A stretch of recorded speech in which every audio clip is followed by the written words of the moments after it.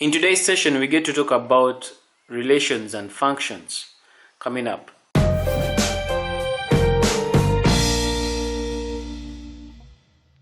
So what exactly is a function? Now, of course, a function by definition, if I may say, a function is simply a process that changes a set of input numbers into a set of output numbers. Now, functions are normally represented by equations such as these you're seeing on your screen. We have right here, we have y is equal to 3x plus 4. This is an example of a function. Of course, this value of x is what we call the input, and this value of y is what we are calling the output. Now, this is just a straight line equation that we are calling a function. We can also represent functions in another way. This is what we call function notation. What we were calling y is equal to 3x plus 4 can be represented as f in brackets x is going to be equal to 3x plus 4. Now this f is this is what we call function notation. Like this value of y is the same as is what is being represented as f of x. The f of x in literal terms in this case will mean that the function of x where the input, the function f where the input is x is given by 3x plus 4. Now, this means that for every value of input we put here, we are going to produce a certain output. Looking at our function here, if I put the value of x here is 1, if I put my input there as 1, my value of output is going to be 7. How? Because if I put 1 here, it's going to be 1 times 3, which is going to be 3 plus 4, will giving us 7. So if I put 2 here in this value of x, 2 times 3 is 6, 6 plus 4. So my value of f of x, or my value of y, or call it my output, is going to be 10. If I put here a 3, 3 times 3 is 9, 9 plus 4 is 13. So my value here is 13. Likewise, if I put a 4 here, 4 times 3 is 12, 12 plus 4 is 16. So my value of y, or the f of x, is 16. What I'm trying to show us here is that for every input we are putting in here, we are getting a specific, or we are getting a certain amount of output. In this brief table you're looking at, you're seeing that we are having a group of input values and a group of output values. When these values of x are such that they are in a group, we collectively call them the domain of the function. And also, when these output values are grouped like we are seeing here, we call them the range. When in a group, the input number is called the domain of the function, while the output is called the range. Now, of course, unless it has been stated otherwise, the domain is simply all real numbers for which the equation produces outputs. It is always going to be assumed that for every function that we shall be dealing with, or for every function that there exists, unless it is stated otherwise, the assumption here is that the domain is always comprised of real numbers, and these real numbers are such that they should always give us an output. To illustrate this further, let's take a look at this function. We have the function f where x is the input is given by 2x minus 1, and all this term is under the square root. We are saying that unless it is specified, the input value, or the domain, is supposed to be all real numbers that are supposed to be giving us an output. Whatever. If you look at this question, the value of x here, it just cannot be all real numbers, or it just can't be. It's going to be specified. Why? 2x minus 1, if we are to put a value of x here in such a way that the answer we get here is going to give us a negative number, it will mean that the value of the y value, or the output value here, will be undefined. Why?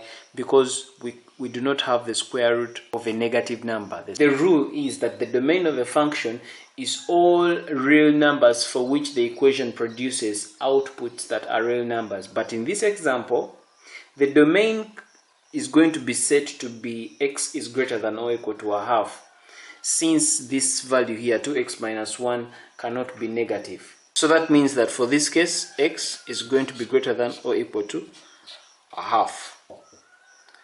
So that when we put a half here, a half times 2 is going to be 1, 1 minus 0 is 0. So 0 is equal to 0.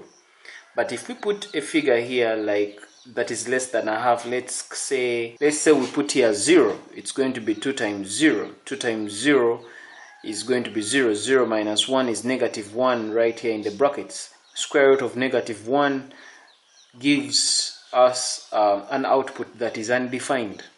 So it means that in this case that when it comes to the input values are set to be greater than or equal to a half, so that we make sure that what we are having in these brackets here is always a positive number. And also that simply also means that the output, or call it the range, is, in this case the range is set to be all non-negative numbers. So for some functions it can also just be predetermined. For example, in this function we can simply say that the domain is set to be that x is greater than 5. We can choose on any set or any limitation for this function.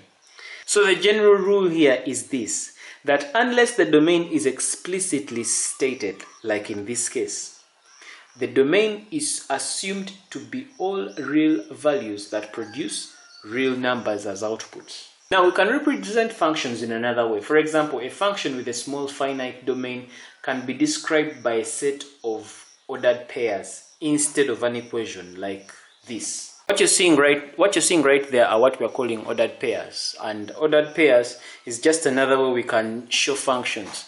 Now if you look at these ordered pairs, we see that this and that, this is the value of x, that is the value of y, x, y, x, y, x, y. And from these ordered pairs, these values that are in red, the values of x, are the ones we are calling the domain, 0, 1, 2, 3. And then the ones that are in blue are the ones we are calling the values of y, which are represented here, 2, 1, 3, and 8. So the domain is that, and this is our range.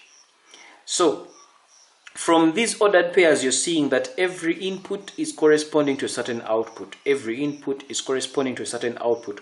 Or every value of x is corresponding to a certain value of y.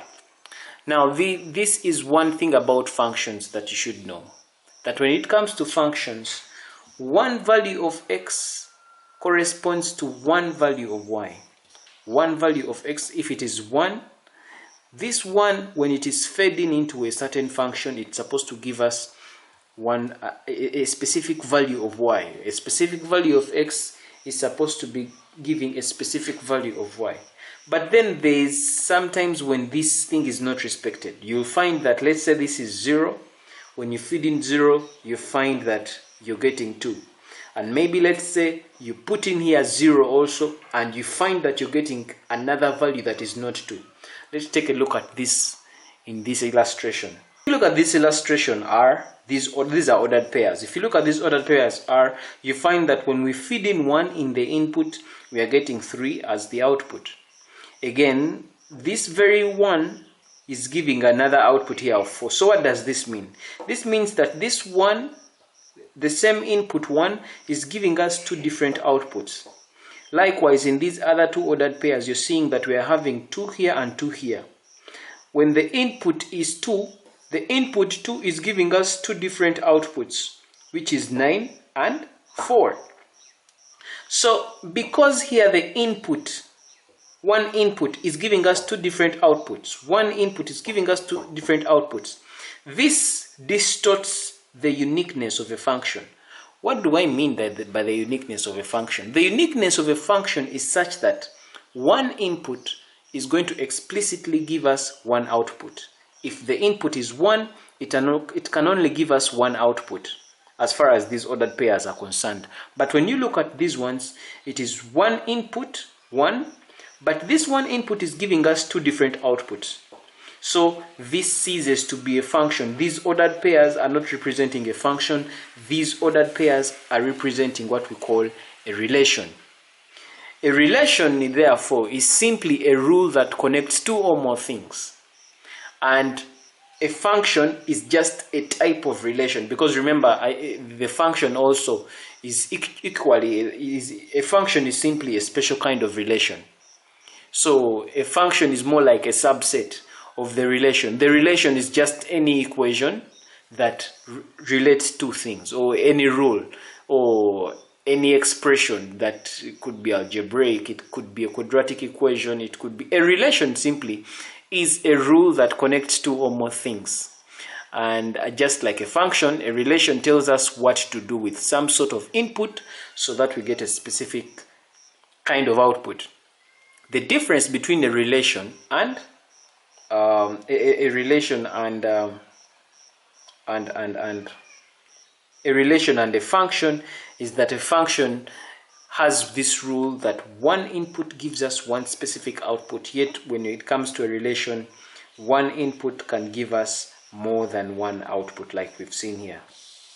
F of x is equal to y is the function notation, and this simply means that the value of f, it simply means that the function f where x is the input is giving us y. Now if you're to represent these ordered pairs in terms of this function notation, you find that the function f where 0, which is the value of x, is the input, is giving us 2 as the output.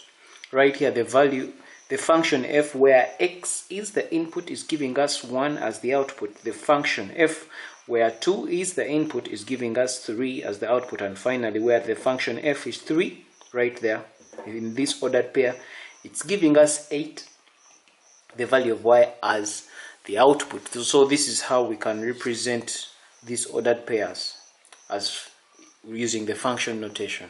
First example is more of an objective. If 3, 2, 4, 2, 3, 1, 7, 1, and 2, 3 is to be a function, which of the following pairs must be removed?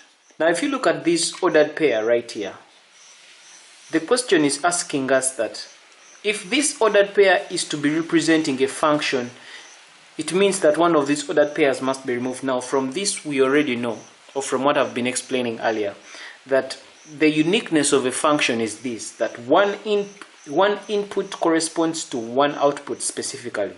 And if you look at the inputs here, we have 3, 4, 3, 7, 2. That is more like the domain. But from this domain we are able to see that the domain here, the value of 3 here and the value of 3 here, or the value when 3 is the input, it's giving us 2 outputs. When the input here is 3, it's giving us 2 as the output. When the input here is 3, it's giving us 1 as the output. So it means that when the input is 3, it's giving us 2 different outputs, which is 2 and 1. And if one input is giving us 2 different outputs, that ceases to be a function. This ordered pair therefore is representing what we call a relation. Now, in order for us to make this a function, it means that we have to get rid of one of these ordered pairs. We can either get rid of 3, 2, or we get rid of 3, 1. If we get rid of one of these, it means that all the remaining ordered pairs will simply represent a function, because every input is corresponding to one output. So if we are to answer this question, if you look at these objectives on which of these to eliminate, our answer is definitely going to be A. So in order for us to make this set of ordered pairs a function, we are simply going to remove 3, 2. And when we remove that, you realize that the rest of the ordered pairs is such that one input is giving one specific output. One input is giving one specific output, and that makes it a function. Looking on to our next one, we are being asked that what value must be excluded from the domain of x, y, or from this domain x, y, where we have been given a function that y is given as x plus 2 divided by x minus 2. Now, which of these should be excluded from the domain? Like, which value of x must be excluded from this for this to hold? We had stated earlier that unless the domain is explicitly stated, the domain is always assumed to be all real values that produce real numbers as outputs. Now, if you look at this expression, there's not been any rule that is stated that the domain is supposed to be running from this value to that value. So it means that that rule applies here, that the domain is going to be assumed to be all real values that produce real numbers and outputs. So now it means that this value of y is supposed to be, the value of x that we are going to feed in here is supposed to be such that it produces a value of y that is a real number. But if you look at this expression, y is equal to x plus 2, divide that by x minus 2. If we put our value of x here, let's say, if you look at our value of part A, negative 2, if we put negative 2 here, it's going to give us negative 4 in the denominator. So whatever we get here, if we divide by negative 4, we shall get a value of y that is a real number. So we can't get rid of negative 2. So in other words here, y would be, if x was negative 2, y would be negative 2 plus 2, giving us 0. Divide that by negative 4, y would be 0. So let's go to b. If you look at b, if b is 0, if the value of x is 0, the value would be 0 plus 2, that's going to be 2. Divide that by negative 2, giving us the value of y as negative 1. So again, we can't, b is not the answer. So meaning, if we look at part C, C is, if we put 2 plus 2 right here, it's going to give us 4 in the numerator. In the denominator, 2 minus 2 is going to give us 0. 2 divide that by 0 is going to give us a number that is not defined. We can't, as in 2 divide, any number divided by 0 gives us an undefined kind of number. So what does that mean? 2 divided by 0 gives us a value of y that is not a real number, a value of y that we do not understand. So probably maybe C would be, but let's go to D. D is 2. If it's 2 and negative 2, well, we already ruled out that if we make x the negative 2, it would still give us a value of y that is a real number. So in this case, our answer for this number is C, because if we make the value of x2, it's going to give us 2 minus 2 down here, and our value of y would be an undefined number. And we said that unless the domain is explicitly stated, these values of x here are assumed to be all real numbers that are supposed to produce real numbers as outputs, or that are supposed to give us a value of y that is a real number.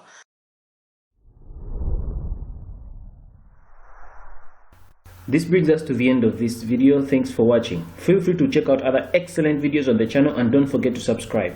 For Kisembo Academy, this is Arnold Rangakuramia, helping you manifest excellence.